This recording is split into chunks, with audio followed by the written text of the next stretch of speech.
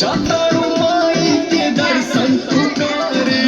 काहे के लगलू है साजे सवारे मैंने तैयार ना होके अरे जल्दी हो जातारू माई के दर्शन तू करे काहे के लगलू है साजे सवारे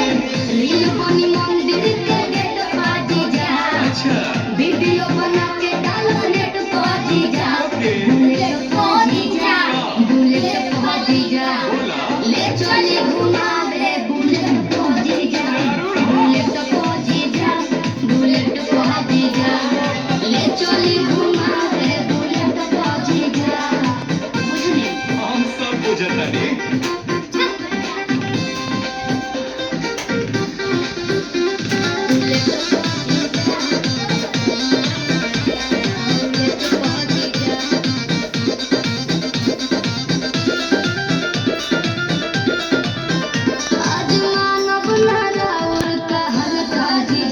सूट पहन के तैयार बनी ललका जीजा अच्छा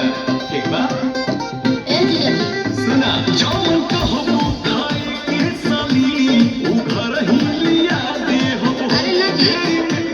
कहा चॉकलेट तू पाकिट खिया दे हो मालूम ना हम चॉकलेट बाजी जा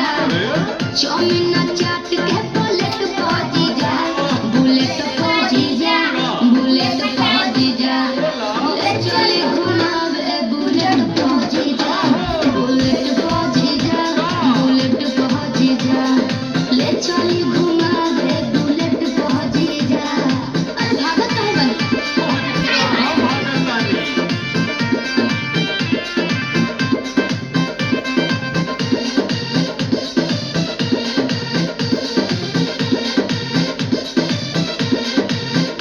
आसो सागर हो पंडाल में घुमा दीजी जीजा बिमल से सरधा पूरा दीजी ठीक बनू फिर कुछ ना कहो अच्छा सुना चल कुमारी के दर्शन करे का वीडियो बनावे जाइबू मानवतिया बिना पांडे के का मोबाइल भुलावे जाइबू आई है नेता गेट पहुंची जा ना हो चली पंडाल गेट पहुंची जा बुलेट पहुंची जा बुलेट पहुंची जा